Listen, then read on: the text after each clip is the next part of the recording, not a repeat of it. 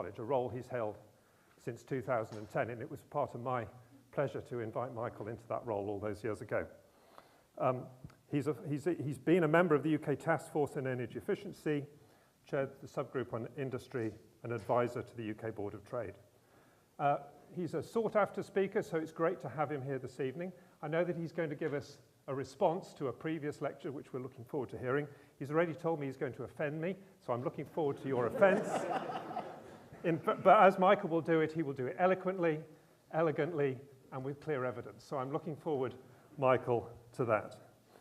So it's really my pleasure and my privilege to invite Michael Liebreich to deliver the 2024 Energy Futures Lab annual lecture. Michael, over to you.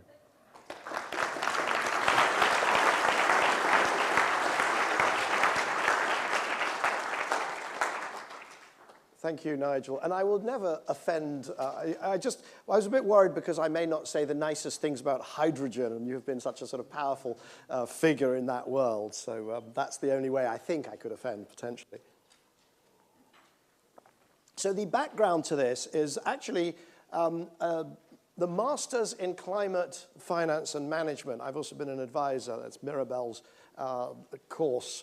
As an advisor, I was walking through the lobby, and it was full of people. And everybody said, you're here for the hydrogen talk. And I said, the what? Because I didn't know anything about it. And it was the Lord Mayor, Professor Michael Mainelli, was talking about hydrogen for the 18th Lord Ezra Memorial Lecture. And Lord Ezra, of course, was the chair of the Coal Board. So I thought that was interesting. We have the Lord Ezra Memorial Lecture, which is about hydrogen. And I spotted then this. Well, that's interesting as well. It was actually sponsored by one of the panelists we'll be hearing from is Kate Grinnell, who knows all about Cadent and probably has some thoughts on that as well. And so where's Leon DeMarco? Leon DeMarco was in that audience, and he went to the organizers and said, if you're going to have a lecture on hydrogen, you need to get Michael Liebreich to do some kind of a response, and that's the background here. So you'll see that what I'm going to do is I'm going to talk about hydrogen. I'm going to structure it as a response to the remarks of the Lord Mayor back in March, and take, as you're going to see, probably a slightly different view. Now, hydrogen has mesmerized a lot of people for a long time. This is Jules Verne, and in a novel called The Mysterious Island, 1874 he wrote it, 1875 it was published. He said, water will one day be employed as fuel. Of course, I have a thermo background, not from such an eminent university as here, but only from Cambridge, sliding down the rankings. But nevertheless, that obviously is a slightly strange story. Water is going to be a fuel. Hydrogen, obviously something has to happen in between to get the fuel out of the water. But that's Jules Verne, 1874, 75. This chap is John O'Mara Bockris, and he coined the phrase hydrogen economy. He was an electrochemist, and he spoke at GM, General Motors, and he said, one day your cars are going to run on hydrogen. He didn't call it water, he said hydrogen. He called it the hydrogen economy. And then some of us might remember this. There's a book by Jeremy Rifkin, The Hydrogen Economy, 2003, just when I was deeply unemployed as a result of the dot-com boom bust, which left me high and dry and unemployable. And this book summarized a lot of excitement about hydrogen around that time. And companies like Ballard fuel cells, share price, it was worth umpty billions. It was all terribly exciting, especially for an unemployed dot-com washout like me. And it had this very interesting thing. Look how mesmerizing this whole thing is. Of course, I checked out at this point. It sounds, because I'm not really interested in redistributing power on Earth. But the lure of hydrogen is incredibly powerful. It even lured a young doctor, a young chap called Michael Mainelli in the year 2004, who said, without moving almost wholly to renewable hydrogen power, significant climate change is unavoidable. Now, you could argue that significant climate change is unavoidable, but it won't be because we didn't move to renewable hydrogen power. And of course, Michael Mainelli is now the Lord Mayor of London and the person who delivered that 18th Lord Ezra Cadence-sponsored speech. Now, how's it going? Well, that's 150 years into the hydrogen economy. Electrolysis is churning out 0.1% of the hydrogen that's used around the world. It's about 100. There's some nice key figures, some heuristics that maybe will stick in your mind. 100 million tons. So it's 100 million tons of hydrogen, and since it costs about $1.50 on average to make, it's a $150 billion industry. That's not nothing. You know, it's sort of 3 times the size of the US food supplement business. So, you know, hydrogen is significant, and 0.1%. And by the way, if it's 0.1% electrolysis, that's not green hydrogen, that's just electrolysis hydrogen. Nevertheless, the state of hydrogen, sort of to the extent to which people have been mesmerized, there are now 56 countries with hydrogen strategies. Every self-respecting country has a hydrogen strategy. So you have, for instance, in Japan, actually the first country to have a hydrogen strategy and the first country after the oil shock to go all in on hydrogen. And you have the Prime Minister there shifting to and developing a hydrogen society. So hydrogen economy, hydrogen society, it's kind of the same thing, at least in my mind. It's critical for achieving decarbonization.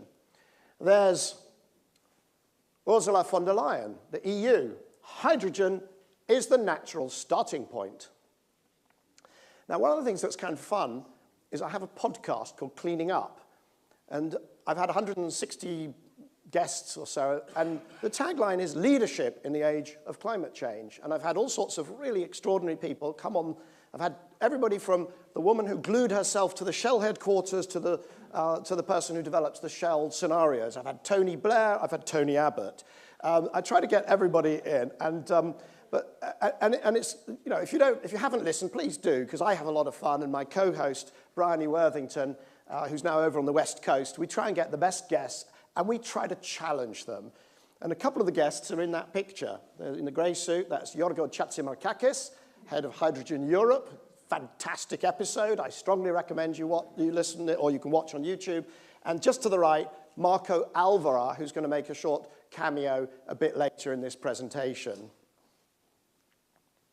Germany. Hydrogen, the gas of the future. And now we're starting to see, what does the hydrogen economy mean? You see there, you've got industry, heating, and fuels. Hydrogen society, hydrogen economy doesn't mean we'll just do a bit more hydrogen. This kind of industrial gas will grow a bit, we'll use it for a few things. It means we're going to use it, it's going to be pervasive through the economy. Right? Industry, heating, and fuels. And there's part of the thinking which is, because we'll use hydrogen for a few things, there's all this synergy and it'll sort of take off like digitization or electricity. Unpredictably, it's going to feed on itself and we're all going to go hydrogen. It's going to be great. Scholz also said, we'll create a huge boom. And I normally don't show this because it's sort of almost irrelevant for what we're talking about, except that the Lord Mayor did show this photograph and said, well, only 36 people got killed. It could have killed 96, but it only killed 30. So I'm sort of obsessive about safety. You'll find that out as well. And I think Kate, whom I've worked with on a few safety issues, will know that. And you know, every self-respecting politician seems to have been mesmerized by this whole hydrogen thing. Now, this one's interesting. This is Jennifer Granholm, Secretary of Energy in the US, and she says it's the Swiss Army knife, right? Hydrogen economy, hydrogen society, and now we get the Swiss Army knife of zero-carbon technologies. And Bill Gates says some people refer to it as a Swiss Army knife. And I'm quite proud of this because I think he's talking about me. Because I've been using this. I actually stole this meme from a guy called Paul Martin, who does astonishingly good work.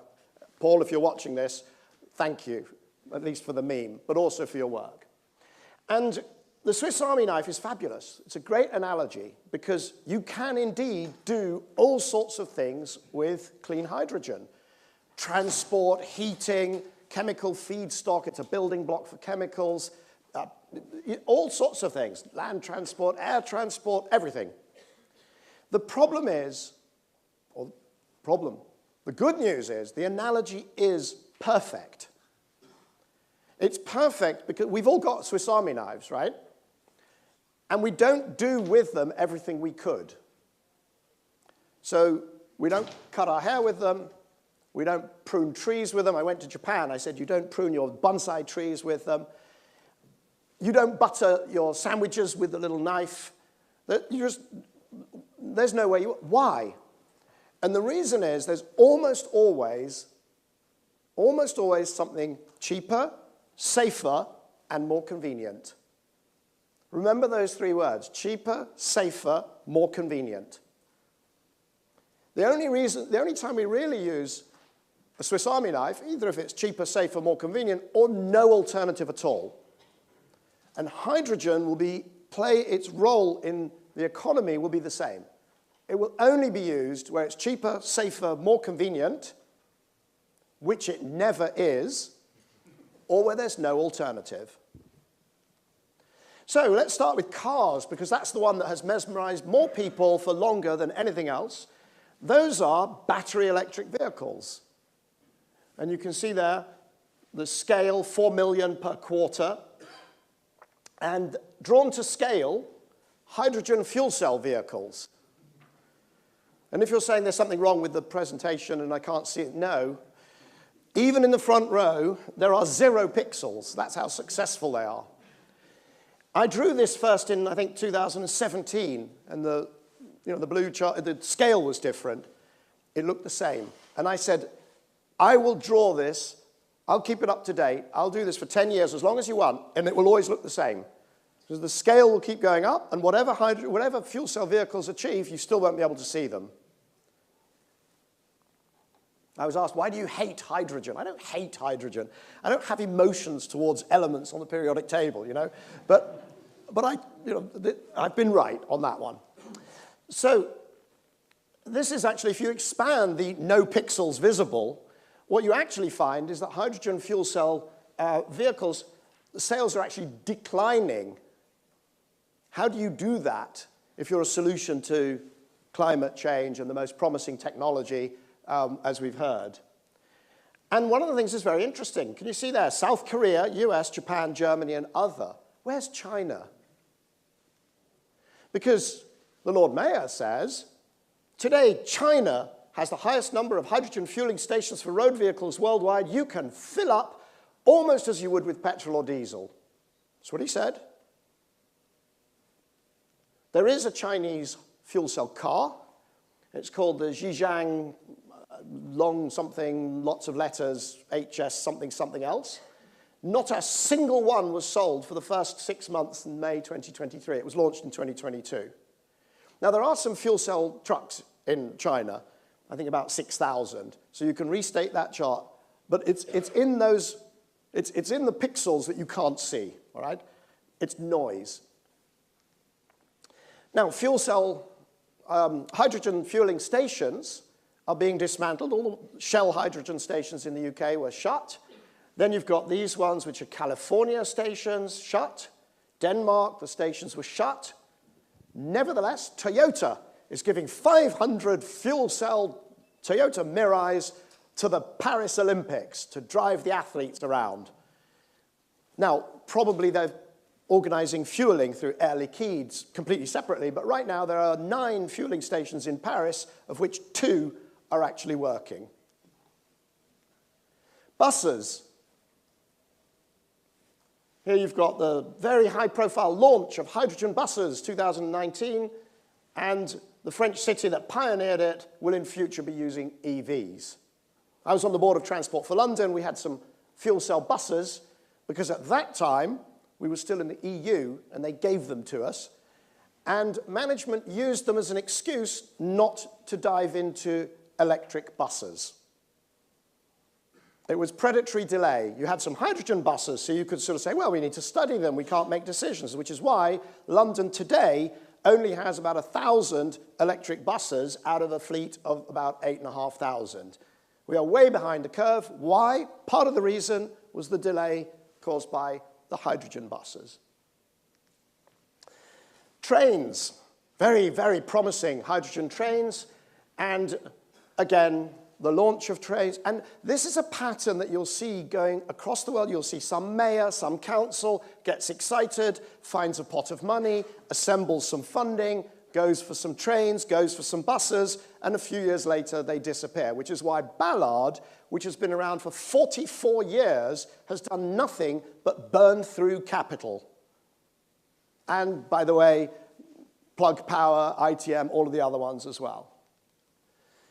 Hydrogen production, despite being awarded millions in state funding, once pioneering green hydrogen project has been scrapped. Green ammonia, vast green ammonia plant in Geismar, Louisiana, scrapped. Hydrogen imports via liquid hydrogen, scrapped. There is a spot of light, though. There is one sector where fuel cells rock, and it is forklift trucks. There's 25,000 forklift trucks powered by hydrogen fuel cells. It's the future. Now, the good news is you can see the pixels, right? You can actually see, at least if you're in the front. The point being that 25,000 forklift trucks is nothing. We have to be serious here. What you've actually got is 2 million electric forklift trucks sold. And I think, by the way, the 25,000 is cumulative. Matt, where's Matt? Matt, we need my analyst, my assistant. We need to work on this. Because I think that the 25,000 that the mayor is talking about is cumulative. Right? And these are actual sales. So they are probably, they are invisible, largely. Right? That's the best sector that you can come up with. Now, despite all of this, because of all the excitement and attention and 56 hydrogen strategies around the world, there are lots and lots of projects, all looking for this. The mountain of carrots. It's not a hydrogen economy, it's a hydrogen carrot economy. Production of hydrogen subsidized, transport of hydrogen subsidized, distribution subsidized, usage subsidized, overall lots of money, finance available, policy supportive. I've counted 24 different sorts of subsidies and support mechanisms. And of course, renewable energy had some subsidies and supports as well, but not 24, and you couldn't layer them. And we're going to learn about what layering subsidies means. Despite all of this, number of projects. 1,600 projects, 14% have got through to some sort of investment decision by number of projects. When you do it by the volume of hydrogen, it's 1%. In other words, the little projects, those cute little trains and buses that don't really work, they're getting approved. But the big projects that could actually perhaps move the needle on the climate, they're not even getting approved. They're not getting funded. 1%. And blue hydrogen, of course, that's natural gas with the CO2 taken out, 7% have been approved. The electrolyzer industry has built capacity to deliver 54 gigawatts worth of electrolyzers per year. The orders this year are going to be 4. Also, something like 7% capacity utilization. And red, they're all bleeding red. I should say they're all still bleeding red because they've been doing it for decades. Now, the question that we have to ask is why? Huge aspirations, mountain of carrots, lots of projects, and nothing happening. Why? So I was at McKinsey. McKinsey is intimately bound up with it. When there's the history of hydrogen is written, there'll be a whole chapter for McKinsey for their work with the Hydrogen Council, generating a lot of the excitement, working on a lot of the strategies. So I was at McKinsey, and I learned to do an arrow across the top of charts.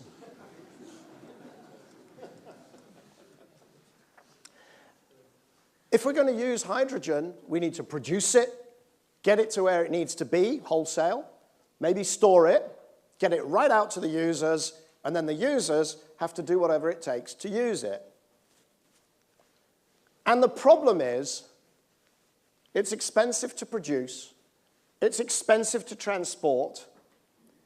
Storage, small scale, is certainly expensive. Large scale, we haven't done yet. It's expensive to distribute, and it's expensive to use unless you already use hydrogen for fertilizer or petrochemicals. And we're going to dive into a few of these and have a look at them. So, production. The first thing to realize is if you want to do green hydrogen for anything, the demand, the scale of it is gargantuan. This is the biggest project in the world, NEOM, in Saudi Arabia. It cost $8.5 billion. You know, if you did it again, you could halve it, whatever. But the point is this, look what it produces. 100 million tons, remember? 100 million tons. And this thing produces 0.22 million tons. 0.2% of the global hydrogen demand. You've got to do 500 of these gargantuan things that take several years to build, and you could only meet current hydrogen demand. 500 of them. If you start looking at it the other way, you look at the volumes needed to do anything meaningful on the user side, then you find that if we were going to do steel, you would need to use 134% of all of the wind and solar that has been built in the history of the economy. Everything you see, every wind farm, every solar plant, you need to use 1.3 times that just to do steel. But if you want to do aviation via e-kerosene, and there's some fantastic companies trying to do that, but you would need 190%, nearly twice all the wind and solar in the world. For the shipping industry, 154%. But you're trying to do all of these, right, to move the needle on climate change. Gargantuan volume is required. Now, all of these strategies, all these national hydrogen strategies written by all these highly paid consultants, they all had one thing in common. They were all predicated on cheap hydrogen. Not just lots of it, but cheap. And here you see, again, thank you to Matt, who's been slaving away trying to pull these numbers out of documents for days and days. And you can see they all are predicated on getting close to $1 per kilo. Why? Because right now, hydrogen costs $1.50, $1 in the US, in the Gulf, a bit more in Europe, average it out. But you'll target, all of these hydrogen strategies target the $1 mark. Well, where are we? How are we doing? Sadly, for those who are supporting hydrogen, we're now getting some data. That's where it is. The reason there's a horizontal line is you kind of, you finance these things over a 10-year or more offtake. So the dot is the beginning, is when they won the contract or when the data comes from, and then the 10 years after that. And that's where we are. The real cost of hydrogen today is more like $6 to $13 per kilo, green hydrogen. Now, of course, the mayor's background is a very solid background as a technologist and a futurist and an economic technologist, if you like. And he quite rightly points out that learning curves, the experience curves, are the right way to think about this. And I spent my career calculating them. And no, he says that for electrolyzers, they're reasonable, et cetera, et cetera. And, you know, we've seen it. Solar modules, wind turbines, batteries, these experience curves. I built New Energy Finance because I realized the experience curve would make these viable technologies. So I'm absolutely with the Lord Mayor on the importance of the learning curve. Here's where it goes wrong, though. These things have got different learning curves. Solar modules, 28%. Why? Because it's just material science, like a flat screen TV. Batteries, there's some chemistry involved. There's also a lot of material science. But wind, 15%. Why? much more heavy engineering, steel and copper and windings and stuff like that. Building big concrete platforms for the foundations and so on. So when you look at, there's some very good data from a research organization called TNO in Holland. This is a Dutch example. Then you see that their average levelized costs from about 20 projects that they were given confidential data by real people who are building these things, average was €13.70 per kilo. But look how it's made up. 38% of it is electricity. So we're looking for an order of magnitude reduction in cost from €13.70 to about €1.37 would be nice, right? But 38% of that is electricity. Does anybody think that electricity is going to go down in cost by 10x between even now and 2050? Because I certainly don't. Will solar continue to get cheaper? Will wind? Yes, okay, will. But 10x? No way. You can also expand out the unit capital cost. The stuff at the bottom, that's the capital cost down at the bottom. And the problem is that those electrolyzers that the Lord Mayor rightly points out will become very cheap only account for 11% of the cost of this average of Dutch projects. And a lot of the rest is what I call engineering stuff. So you can now see why I got the visiting professorship, right? You know, because I know the terminology. But it's things like compressors and pipes and flanges and heat exchangers and the infrastructure, the civils, the substation for the electricity, all that stuff. Are we going to get a 10x drop in that cost? People are looking at 2030. 2035, they're sure the hydrogen will be cheap. You think we're going to get a 10x drop in that stuff by 2035? Good luck. So, transportation. This is wholesale transportation. So we're going to get coal, gas, and oil, which currently drives 36% of shipping is coal, gas, and oil, by the way. As we go clean, we will get rid of that shipping. We will recycle those ships. It's incredibly exciting. But the Lord Mayor says, no, 18%, half of it will remain because it'll be shipping around hydrogen and its derivatives. So let's do a little bit of physics. That's what 150 kilos of steel, water, and diesel look like. And that's what 150 kilos of liquid hydrogen look like. I've had stand-up arguments about the likelihood of shipping liquid hydrogen around the world in volume with people who couldn't tell me the density of liquid hydrogen.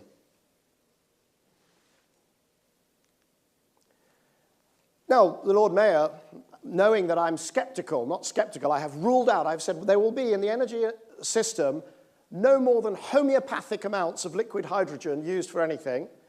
And he says, it's a little difficult to argue with a Kawasaki engineer with a huge budget behind him and tell him you have probably not thought this through properly. Now, I think the key words there, by the way, is engineer with huge budget. So, first of all, we know engineers can make any of this stuff work if you give them a huge enough budget. But I just think that hearing the words engineer with huge budget makes me happy. But this is, on the left, something called a QMAX, right? That's what an LNG carrier looks like. They're big. And you can see there, 266,000 cubic meters.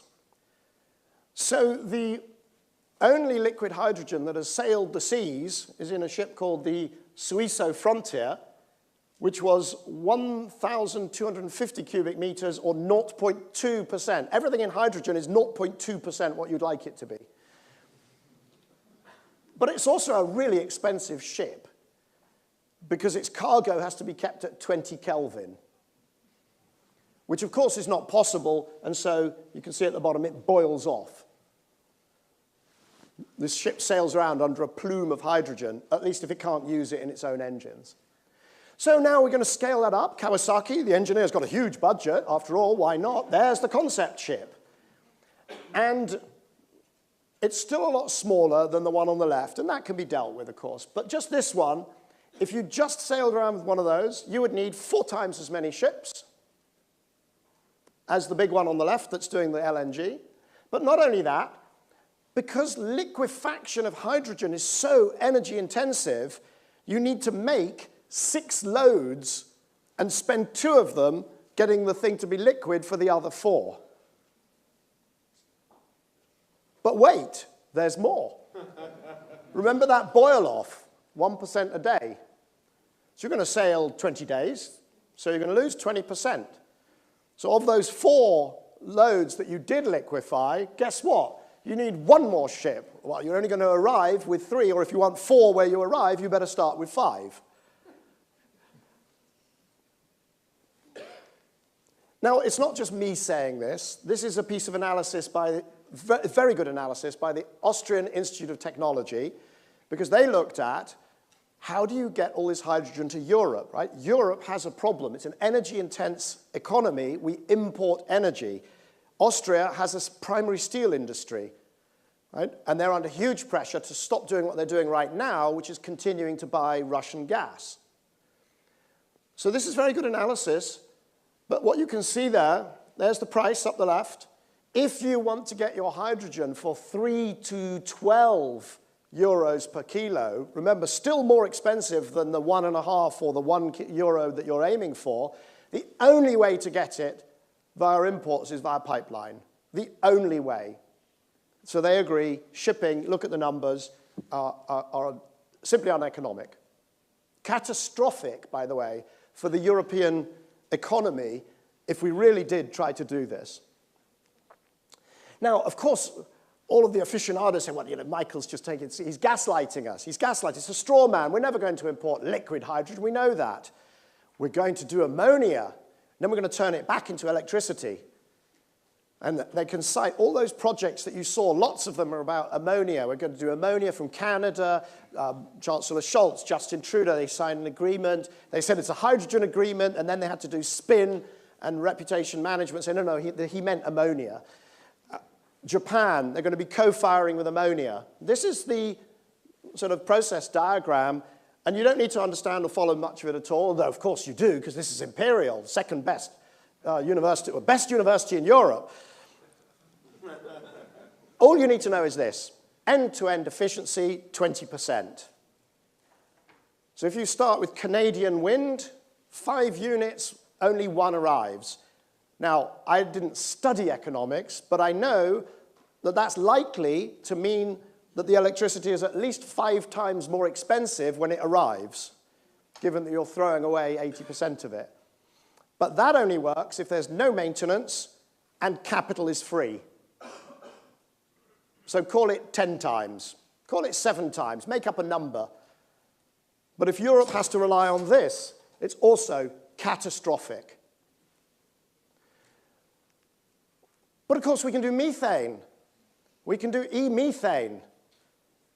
Another of these diagrams, again, you don't need to get into the detail. It's even worse, e-methane, capturing carbon from the air, water, electrolysis, put them together, compress it, LNG ship, gasify it, turn it back into electricity, stand under a shower, just throwing away $20 bill, 20-pound notes, whatever you want to do, anything you can do is essentially going to be as economically efficient as this. Now, why do people talk about e-methane? And we're going to get back to Mr. Alvera, Marco Alvera, who was in that photograph with Ursula von der Leyen right at the beginning. And the reason is the US Inflation Reduction Act, that so many people think we should simply cut and paste and copy, allows you to hoover up, layer subsidies.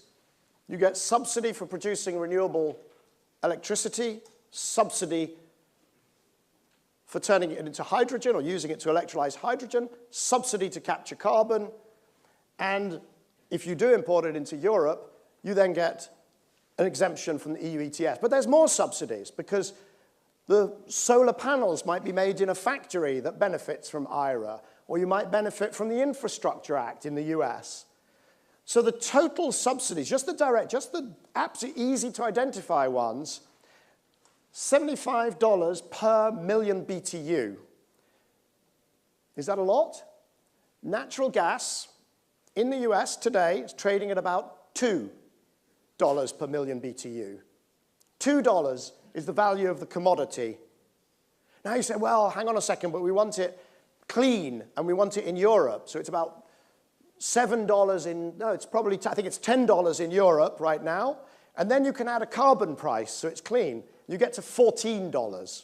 In Europe, clean natural gas, $14. $75 of direct subsidies via this route. So of course it's attractive. Of course there'll be projects. Of course there'll be lots of excitement. Why wouldn't there be?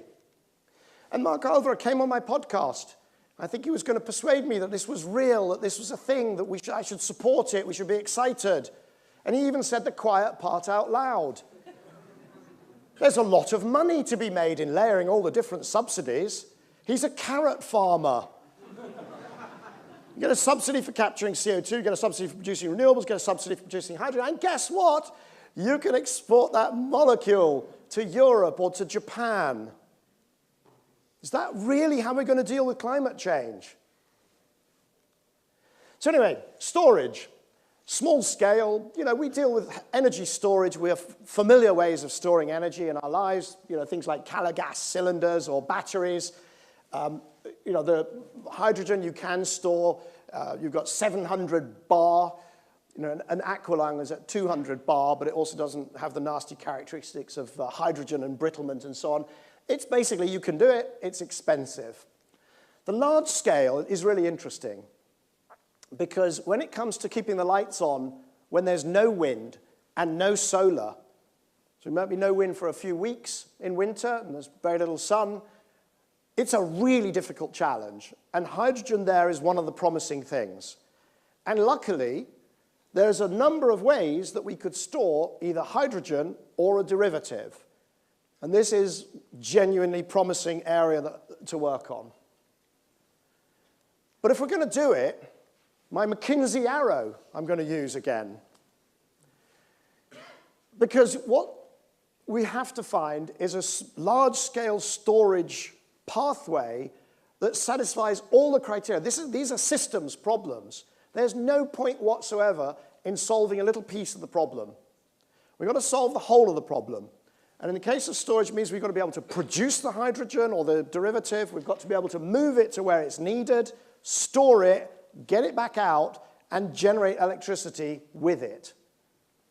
And so there are a few promising ways of doing that, but there are none of them that are perfect. And none of them are cheap. So if we're going to do this, and I think we will end up doing this, we better do it as little as possible. As little as possible, because it's going to otherwise drive up our energy costs enormously. Distribution. How many people knew this? There's all these people saying, oh, well, hydrogen trucks, or we're going to, we're going to do a heating trial in Ellesmere Port, and we can't get the hydrogen, but we can truck it in.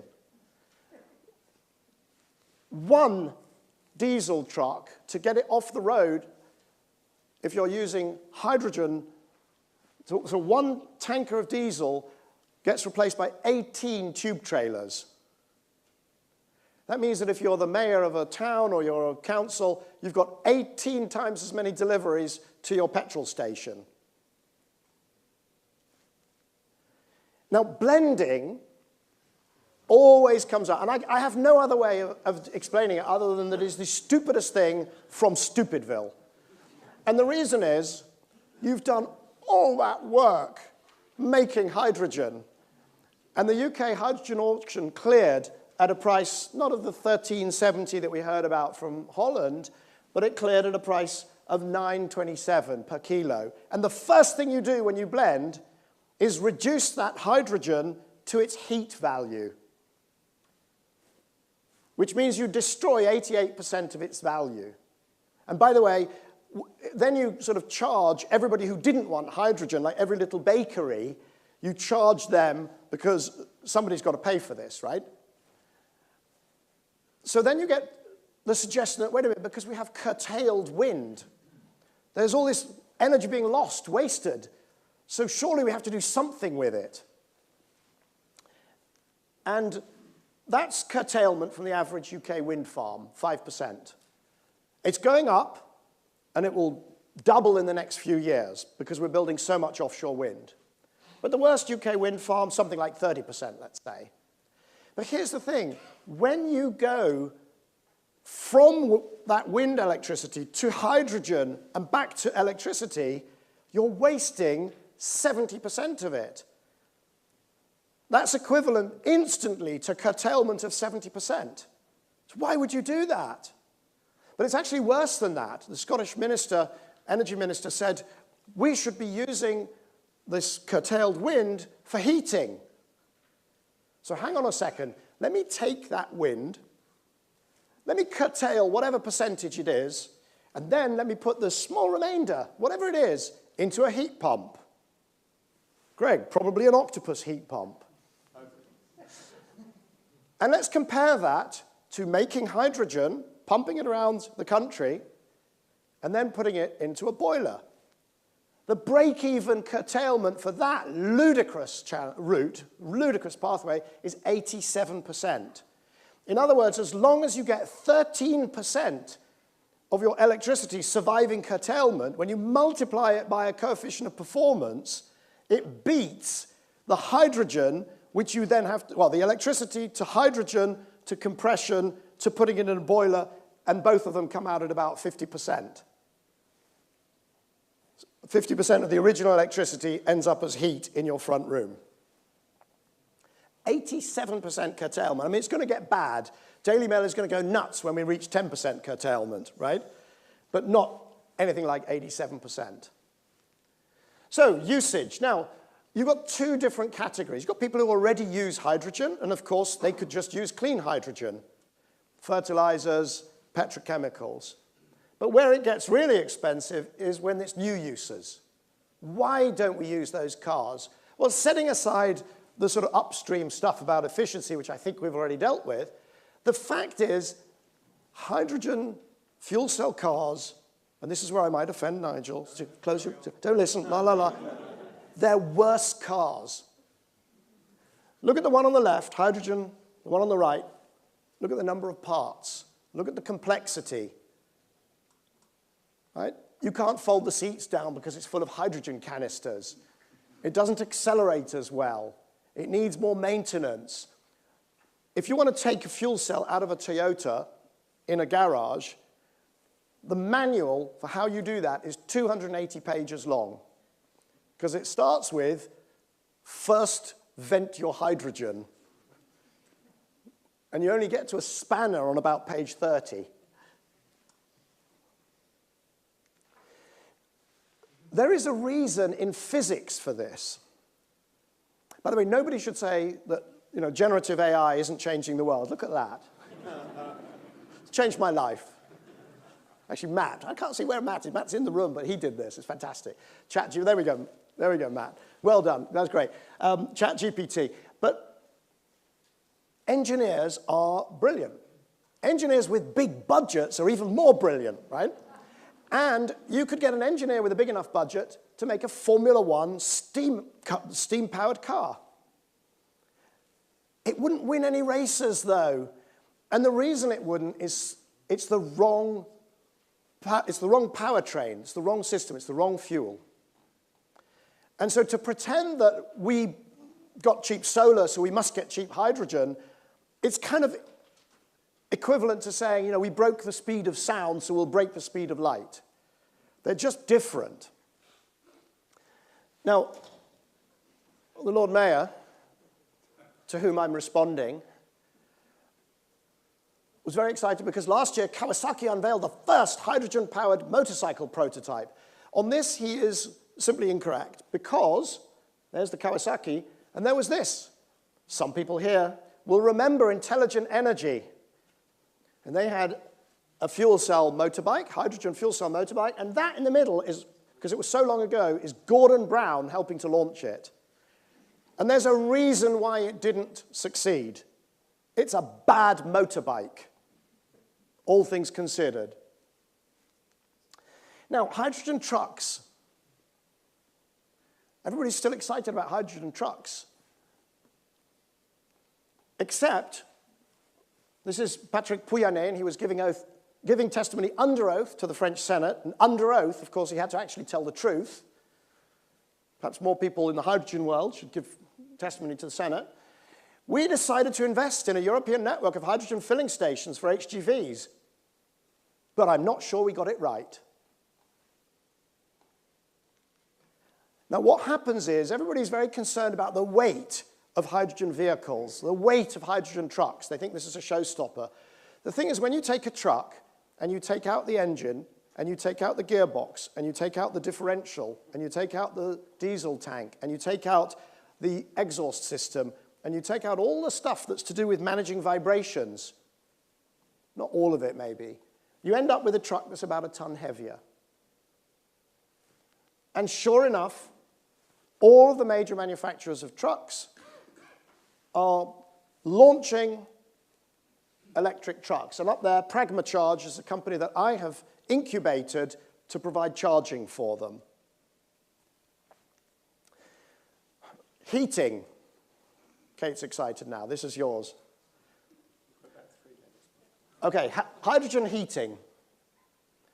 So this is the hydrogen-ready boiler that's being marketed so heavily by the UK gas industry. What they don't tell you is this. The only safety protocol for a hydrogen boiler in the UK involves knocking a 4-by-4-inch hole in the wall of every room with a hydrogen appliance or significant pipework.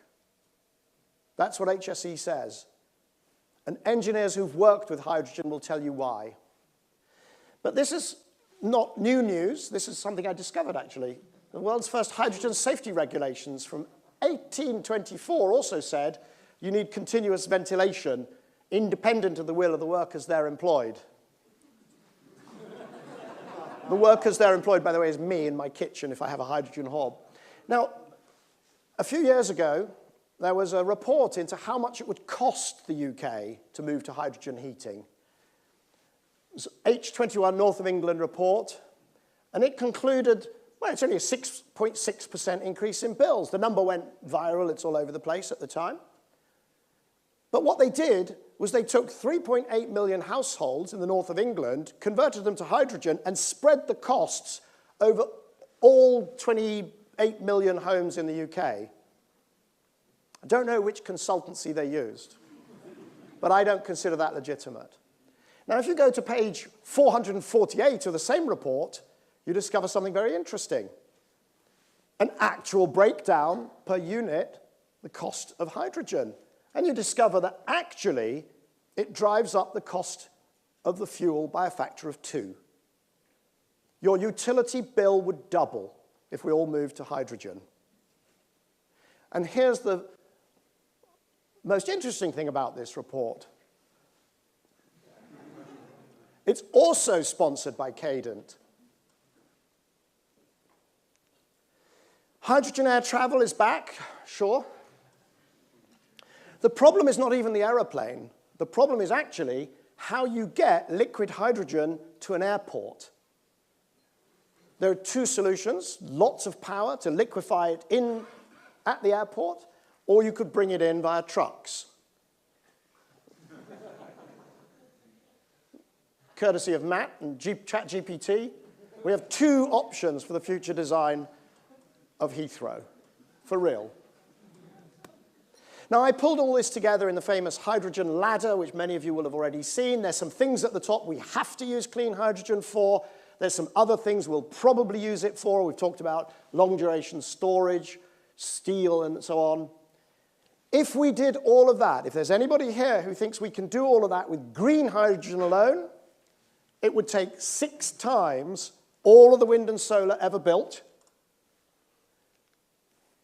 Now, in Abu Dhabi, COP28, we decided we would triple capacity by 2030. So if you just want to do the top 2 rows of the hydrogen ladder, all of the new build, all of the existing, all of the new build till 2030, times 2, is going to go just to decarbonize those 2 rows. No clean heating, no clean transport, no decarbonization of the grid, no clean industry, just that. That's why I've made peace with blue hydrogen.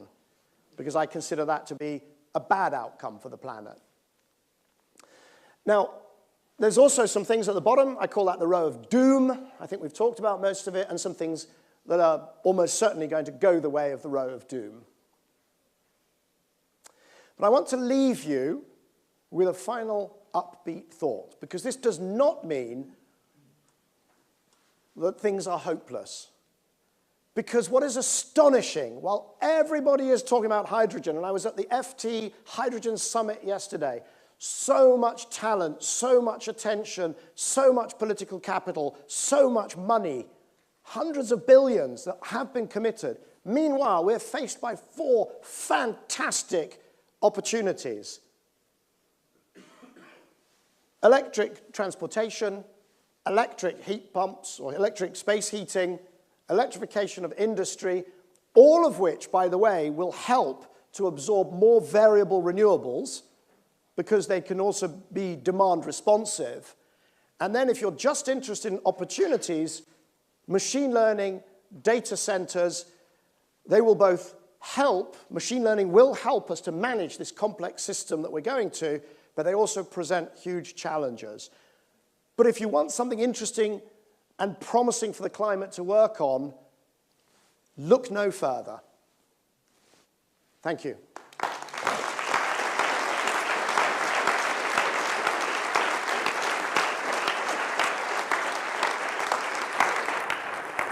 Okay, Michael, thanks very much. So we're now going to have a short panel discussion. So if I could invite our panelists to these comfortable seats at the front, that'd be lovely. And Michael will be part of that. But we're just going to ask each of our panelists, so I'll briefly introduce in a moment, to say a few words in response to what they have just heard, and then we'll open up. So let me go in the order in which they've sat here. So this is Greg Jackson, is the founder of Octopus Energy Group. Launched in 2016, the group serves 7.7 million customers across 18 countries and operates a £7 billion portfolio of renewable energy assets. So, Greg, welcome. Kate Granell has been at the forefront of one of the UK's planned hydrogen trials, so she's been living the dream, as it were, and has a wealth of experience when it comes to this really important aspect of how communities and people engage with new technologies. And I know that you have some interesting comments to make to us, so we're looking forward to hearing that. And finally, my colleague Tim Green. So Tim is a professor of electrical power engineering, fellow of the Royal Academy of Engineering, and works on energy systems. He works on power systems. He's also our academic lead for sustainability here at Imperial. So Tim, welcome. So perhaps I could go in the order in which I introduced you. So Greg, would you like to go first? And just a few immediate reflections from you, if you don't mind. I mean, the first one was that's brutal. I mean, genuinely, devastatingly brutal. But so not to, if you like, add anything to that, but to come from a couple of other perspectives. The first is, we should ask ourselves, why has society fallen so heavily for this hydrogen story? And I think it's, look, we all grew up, the last 150 years of human prosperity have come about from burning stuff. Almost every major end use of energy involves burning something. And so when we look at cars, they burn something. When we look at heating systems, they burn something, and so on. And so we asked the wrong question. We didn't say, how do we move about? How do we keep warm? We said, what should we burn next? That was the wrong question. I think it's exacerbated because most of the people, for example, that Michael was, the work that was being brutally taken apart there was from organizations and individuals that do not talk to consumers and customers and don't understand those end users. So let me talk a little bit about that.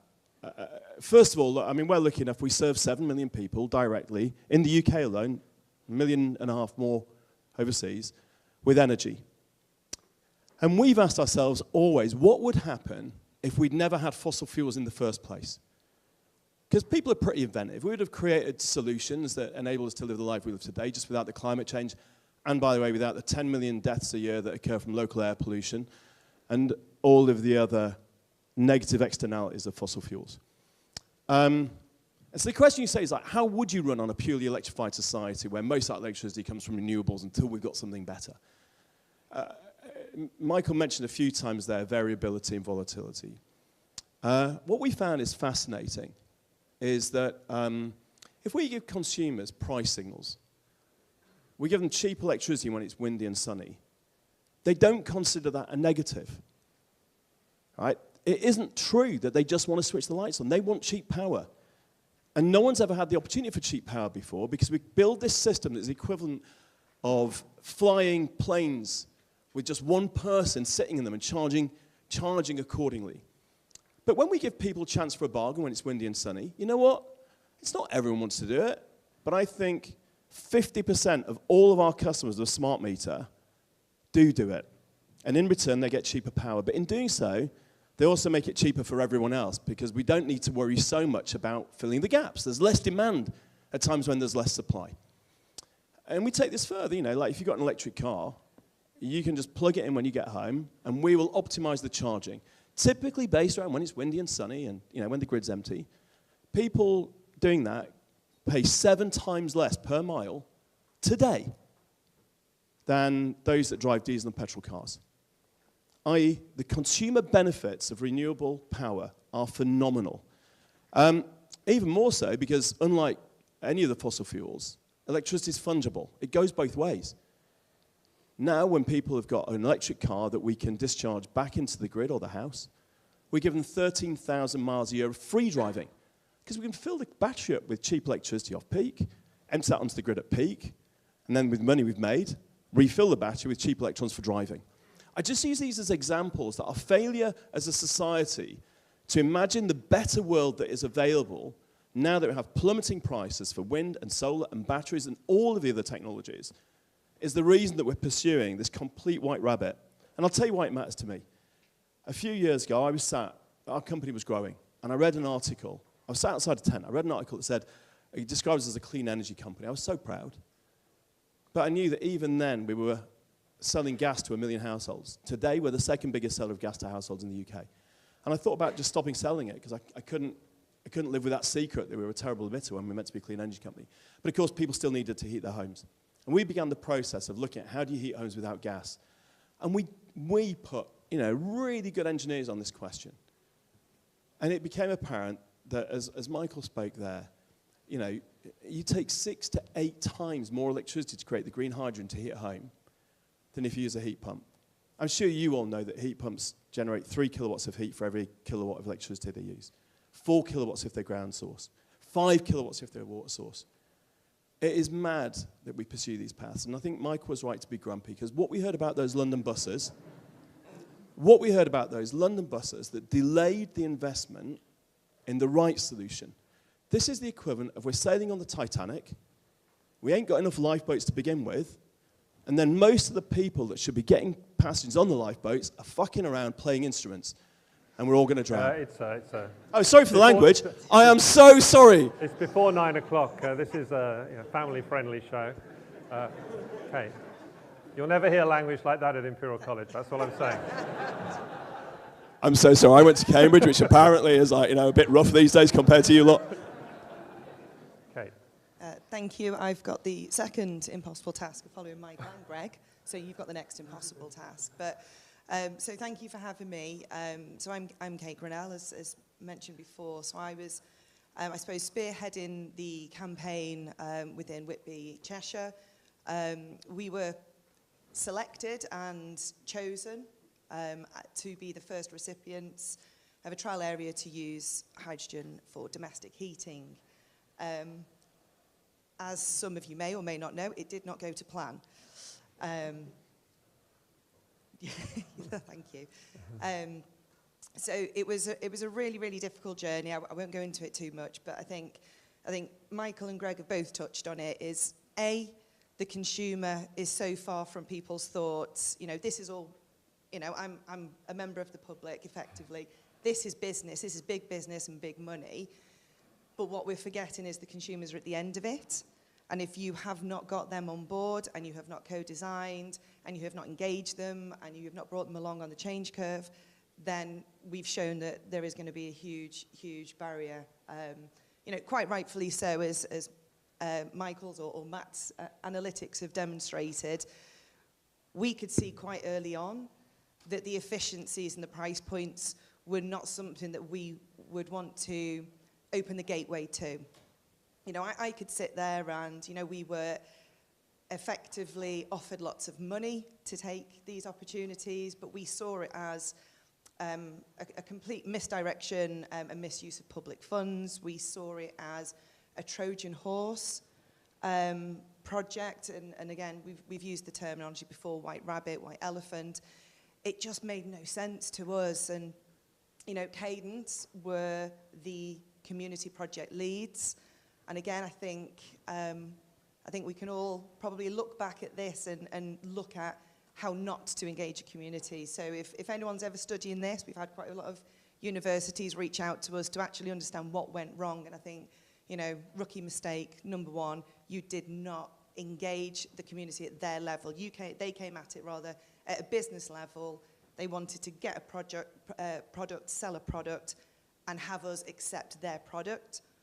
Now, you know, the public were really, really underestimated. Where I live, actually, the age demographic is a little bit older than myself.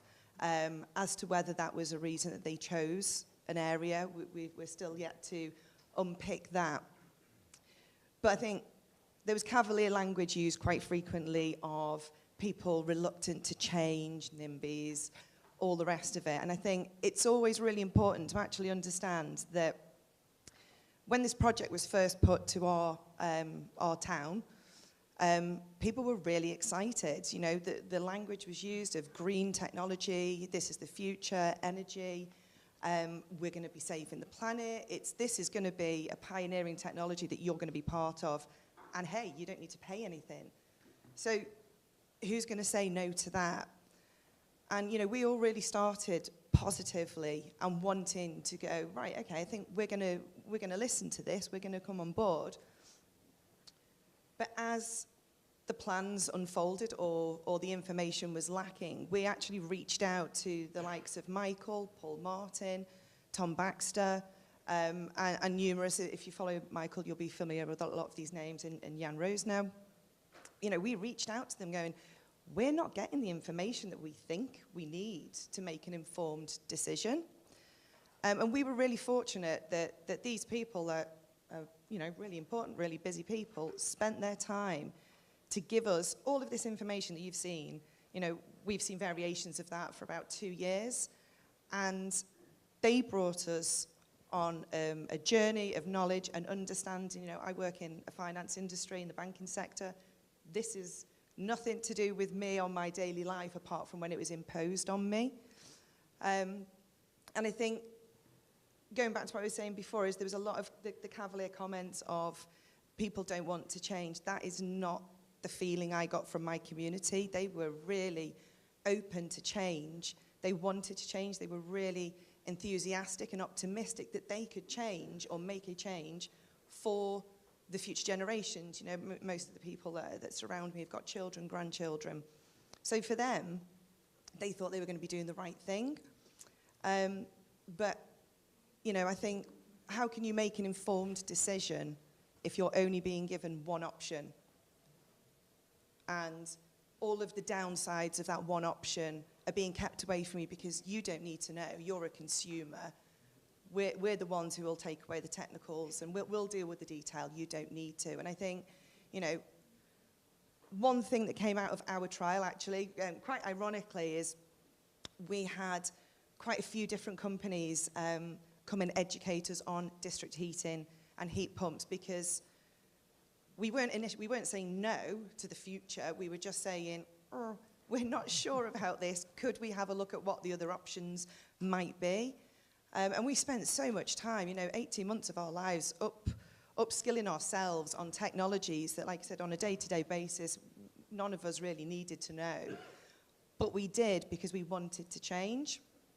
And I think one thing that came out of it is the community were really positive in the fact that if there was an opportunity to do a community district heating or community heat pump trial, then that is absolutely something that they would want to do. And going back to, you know, 4x4-inch holes smashed into your wall for ventilation, doors being undercut. There was a variety of issues with these plans, between health and safety and cost. And I think, when it comes down to it, I didn't go to university, but I did not need to go to university or be well educated to understand that inputting 4 or 5 units of energy into a process and coming out with one is bad math, right?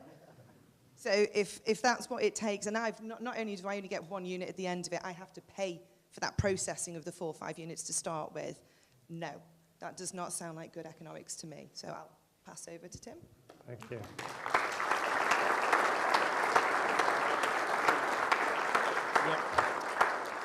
So first of all, thank you, Michael, as one of our visiting professors, giving the professors in the room an object lesson into how to hold an audience for 45, 50 minutes. Fantastic, thank you. In the usual way, I had a little list of things I thought I might say, most of which goes in the bin because you covered it or demolished it.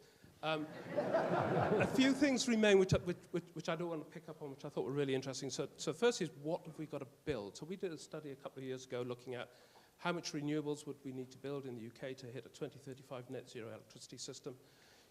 We'd need to build 4 to 5 times as much wind as we presently have. That's an astonishing build rate in the next 15 years. And then you need the electrical transmission and distribution networks to support that. The other thing you need to do is build a lot of energy storage. That's interesting because you've got this variable renewables, you've got what people want to do. How do you match the two when famously electricity is a super perishable good? So you rely on energy storage to do some of that demand matching. You rely on demand-side response, as Greg eloquently talked about and has demonstrated. Or you trade internationally with your partners for when there's we might be short on power, they're long, etc. And the fourth leg of that is flexible generation. Now, I think, Michael, we know that you're not going to routinely burn hydrogen in gas turbines in order to balance electricity systems. You're going to rely on the other things. But then there comes the problem that you did touch on, which I thought was really interesting. How do you take that system through 20 days of persistent low wind speeds? It might not be 20 consecutive days, but 20 days in a couple of months. That's a lot of energy you've got to find from somewhere. There isn't a battery that's going to do that. There isn't a pumped hydro station that's going to do that. So what is it? It's a heck of a stretch for a compressed air storage system. So you're going to need a fuel, almost certainly, I would say, if I was putting my neck on the block. And then what is that? And I think that's where you offered some hope that that might be hydrogen uprated to e-methanol or similar. So you started with the Swiss Army knife, which I think is a lovely metaphor. Most of the bits fall off it through lack of use, and you end up with these things. The top row of your ladder, your famous ladder, and particularly what we sometimes call Dunkelflaute, the wind drought situation. And then back to what I said about how much of that wind we build. That was just on electrifying vehicles and electrifying heating through heat pumps. We weren't factoring in some of those big industrial uses. So how much wind have we got to build? It is an enormous amount. And thank you, Kate. That was astonishing. Thank you. I come from a small village in Sussex, Bolcombe, which you've never heard of, unless you watched that. That's where Quadrilla did a test bore for fracking some years ago. And there were an awful lot of people objecting to that test bore. But they were open to things. And one of the things it stimulated, and it's a much smaller example than yours, was this community energy system that put PV on roofs of schools and farm outbuildings and so forth. So change is possible, just not always in the way that big business wants to push. Okay. Thanks very much to the panel.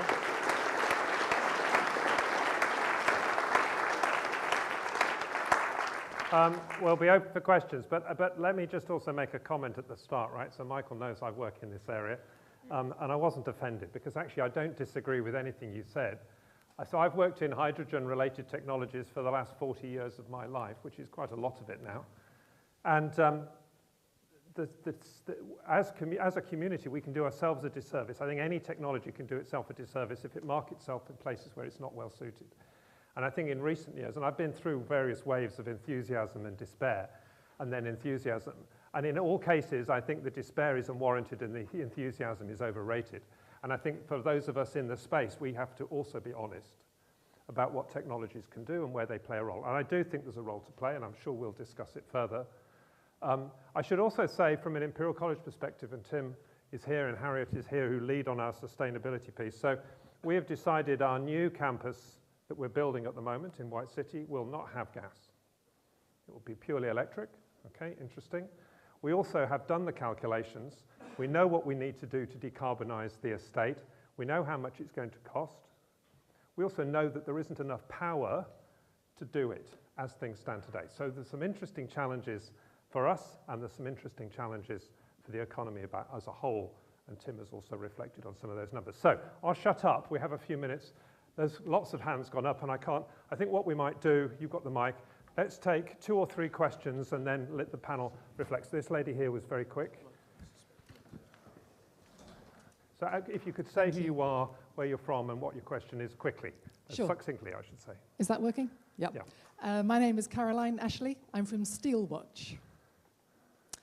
I've just spent 2 days at the World Steel Open Forum in Brussels talking about steel, and I came back really depressed.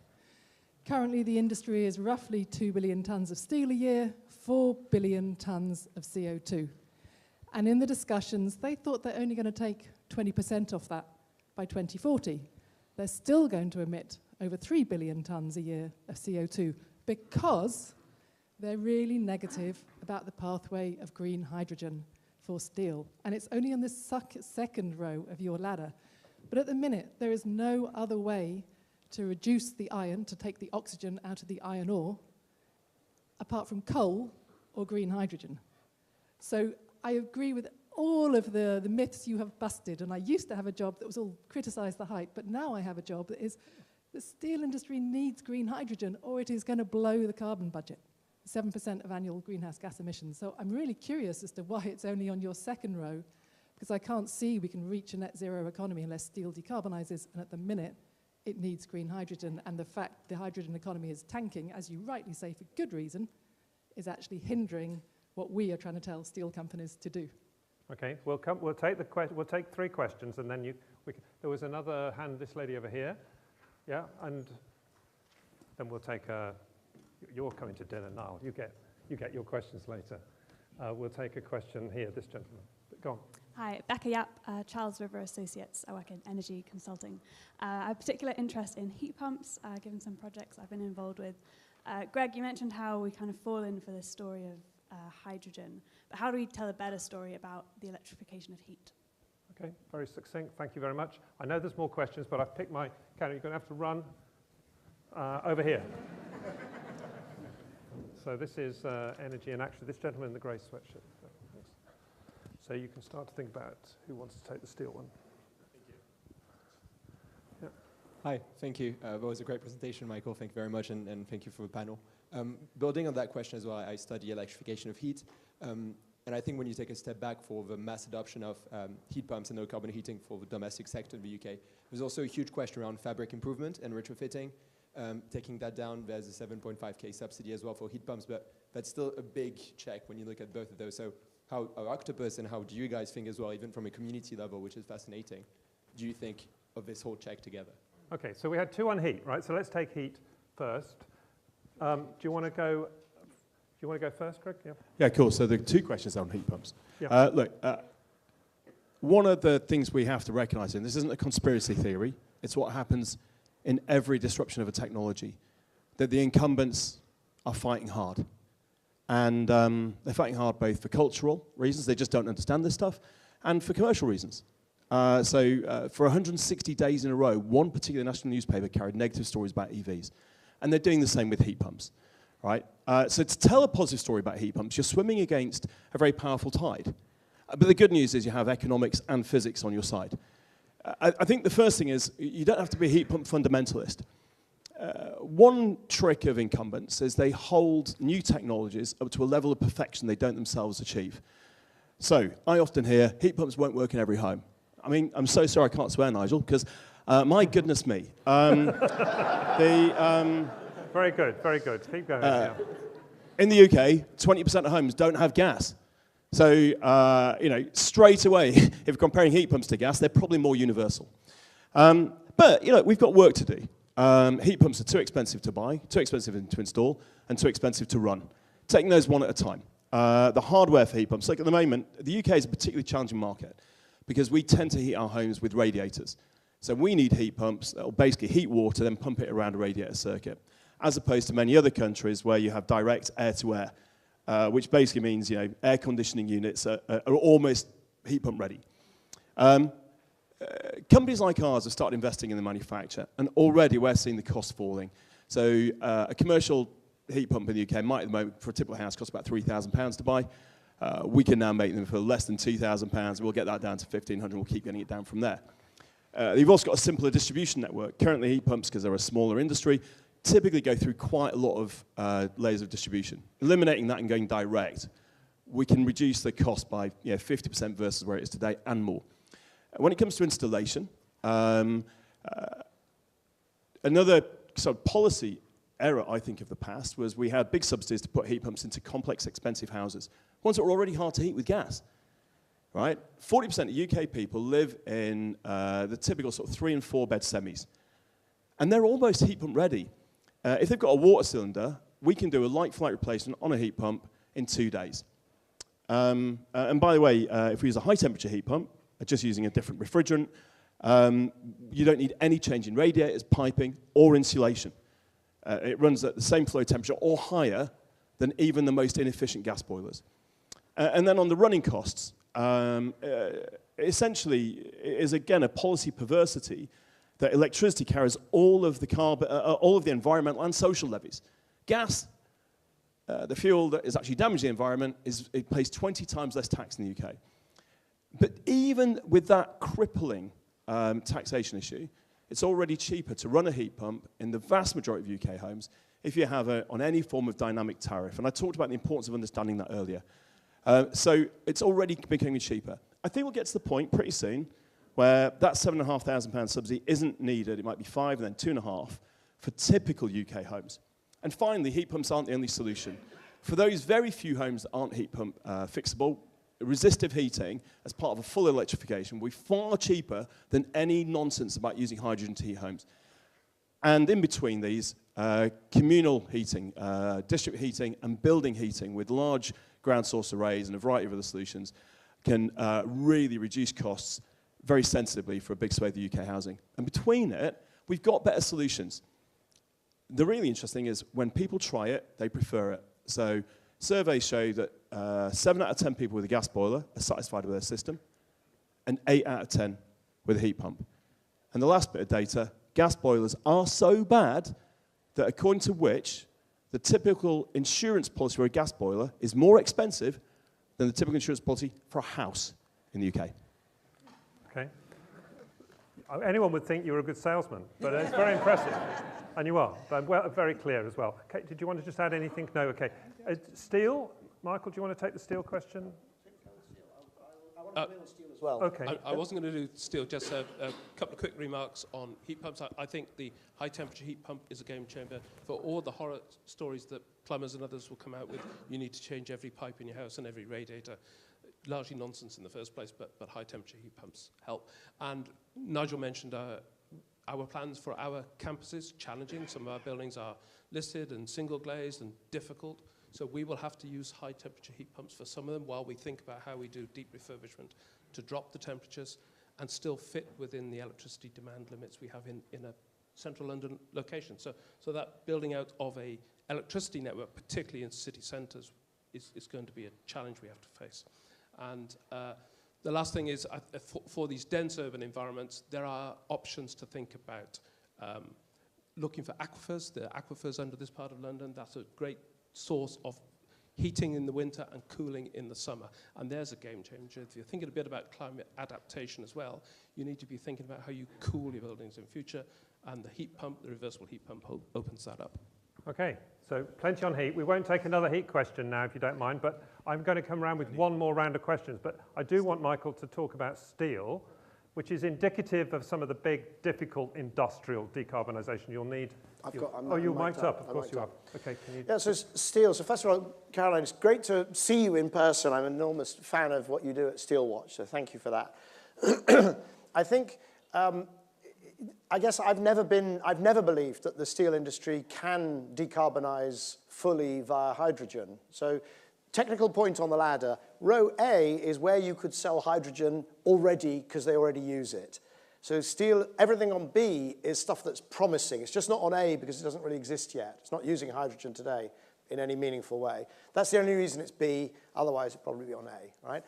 But only, I think it's 4% of the ore in the world, the iron ore in the world, can be processed via DRI.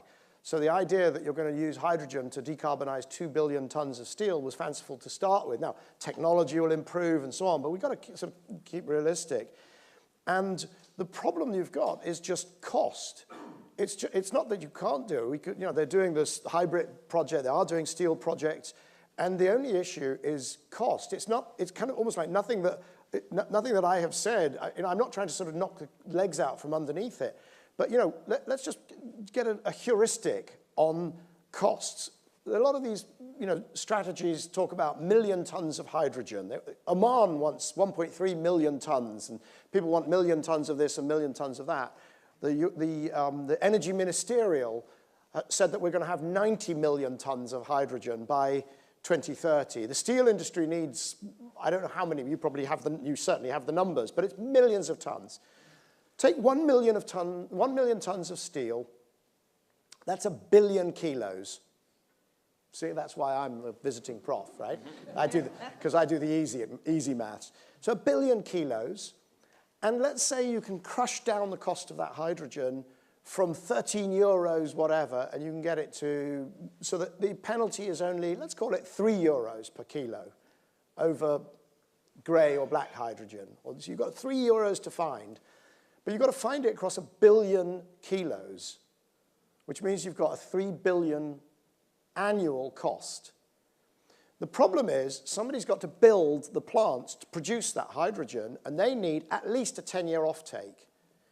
So you have to go to Jeremy Hunt, the Chancellor, for the next 10 minutes, and ask him for 30 billion euros, pounds, dollars, if it's in those currencies, just to do 1 million tons. 30 billion has to be earmarked right now to do 1 million tons. So, I mean, yes, it's depressing, but this is not new news. They should have thought about this all along, that it's going to be expensive. Luckily, there are 5 ways of decarbonizing steel. If I can remember them, there's hydrogen, of course. There's direct reduction, Boston Metals, Fortescue Future Industries. If those are earlier TRLs, but hopefully they will work. And if they do, they kill hydrogen in steel. You could use biochar, you could use carbon capture, or you could just make your steel and go do BECCS, do offsets, do something somewhere else. 5 different ways. And in fact, there are 6 ways, because you could also not use steel. There are lots of substitutes. There's lots of steel being used, rebar that's being used when we could be using glass, right? There's lots of things that we could do. I used an RFJ, steel, in a bit of building, and I asked the builder if he was going to look into using fiberglass, and he said, no, mate, it's not a, sorry, I can't use that word, yacht. Right? So there's a lot that we can do to substitute. And there's actually, so I think that I'll stick with 6 different ways of avoiding the emissions from steel. And so I am optimistic, but it's not, but only a piece of it, I think, will be done by hydrogen. So some of the other stuff had better work. Okay, I'll take 2 more questions. Gentleman there first, and then let's go. The lady with the glasses on her head, just there. Yeah.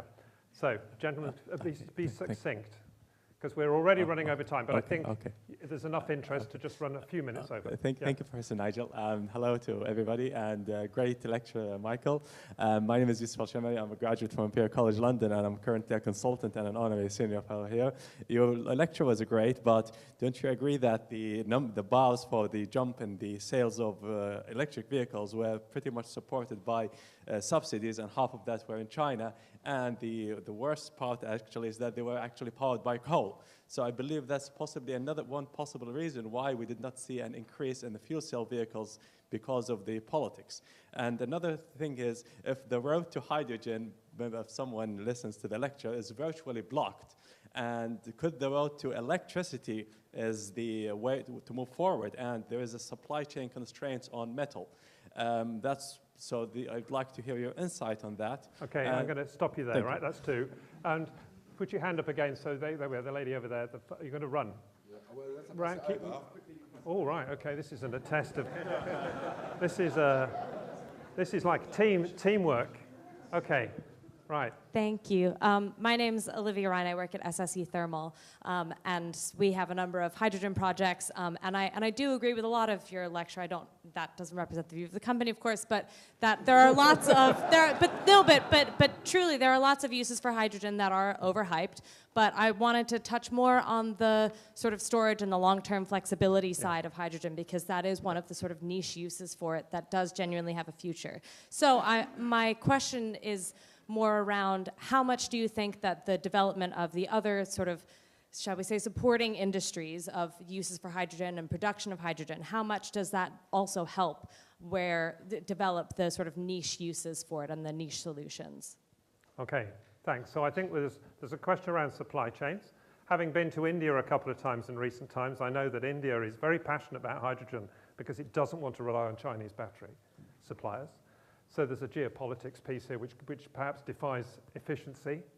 So question on supply chains, and then a question on storage, I think, or flexibility and the role of this, which I think you alluded to as one of the more positive cases. Do you want to pick those up, let me kick off on that. I mean, okay, so first, let me deal with the SSE and the niche, you call it the niche use. I think it could be quite a big niche to use some form of hydrogen or a derivative for long duration storage. And the answer is, yes, of course it would require the production to become very cheap. But there is also there are a lot of people who use the need for long duration storage. They say we need to have hydrogen heating in Ellesmere Port and other places because of variability, right? Which is nonsense. Because if you gave me a salt cavern full of hydrogen and said, can you keep Kate's house warm? I would say, yeah, I'll generate electricity off it using perhaps a series power fuel cell. What a good idea, right? But I would put... Other stocks are available. But I would do the heating via electricity and a heat pump to keep that salt cavern as small as possible and to be as efficient as possible with capital. So to the point about, EVs are only successful because of subsidies, I'm going to be Yusuf I know very well, and he's been on my podcast, and he's an absolutely brilliant analyst, and I can get away with this. Dream on, right? This is exactly why, if you look at the countries that are having this slowdown in EVs, it is basically the countries that make small petrol and diesel cars. It's Italy, it's Germany, and they are simply trying to protect their, and Japan, they're trying to protect their internal combustion industry, and they will fail. Just look at this is supposed to be the slowdown year. It's only growing by 20%. Internal combustion engine cars peaked in 2017, have no chance of ever returning to growth. And the need for subsidies, as it did with solar, starts high and falls away. If you put some of your wonderful Saudi oil into a power station, generate electricity, and use it in an EV, that EV will drive further than putting the oil into the car, right? That is the transformation. And resistance is futile. Now, let me talk about the supply chain, because there is also an enormous amount of fake information being put out about this supply chain and the lack of minerals and so on and so on. So first of all, there is no shortage of minerals. There's a supply chain that needs to be built. The cure for high costs of minerals is high costs because people invest. Copper, when we first started mining it, 7,000 years ago, we were using ores that were 30% and 20%, and now we got down to 0.5%, 0.6%. The curve of output has always gone up, and the quality of ores has always gone down, and if we can't get enough copper, we'll use aluminum or aluminium, since we're here. And I've invested in a company called Magrathea Metals that's going to make magnesium out of salts, and that's going to substitute into aluminium or aluminum if you're over there. And one final thing on batteries, a fun fact or a fun thought, which I just find completely extraordinary. All of the forecasts for minerals assume, they rely on this fact that there's only 5% of lithium-ion batteries are recycled, which is false. Right? I did a fantastic episode of the podcast, Cleaning Up, with Mr. Mellin, Hans-Erik Mellin, the greatest expert. The number's already 90%. The 5%, go listen to the podcast, it's an extraordinary story. But here's the interesting thing. You mine some critical minerals, you put them in a battery. You use the battery for 10 years. You recover, let's say, 90%. You recover 90%, right? And then you make a new battery. And guess what? Technology has improved by more than 10%. So those minerals that you mined 10 years ago, next time round, they provide more energy service than they did before. And in 10 years' time, rinse and repeat. These are forever minerals. They provide the energy services for as long as we can improve technology faster than the losses in recovery, right? That is an astonishing thing, and it's completely missing from the life cycle carbon assessments. It's completely missing from the mineral requirement assessments.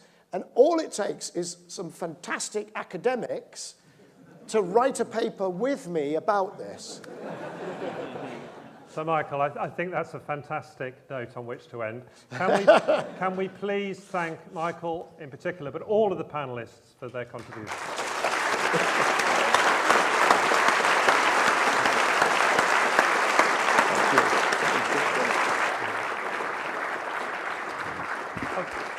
Okay, so just to close, did we get a live stream?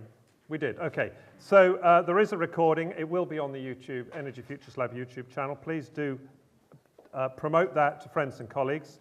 On the board here, on the screen, you can see the next briefing paper on the other completely non-controversial topic of nuclear challenges and opportunities. And again, that event can be attended in person or via live stream, so please do consider attending that. We do have a reception outside, so please do join us for a drink if you have time to do so. Thank you very much, everybody. Okay, thanks very much. Thank you very much.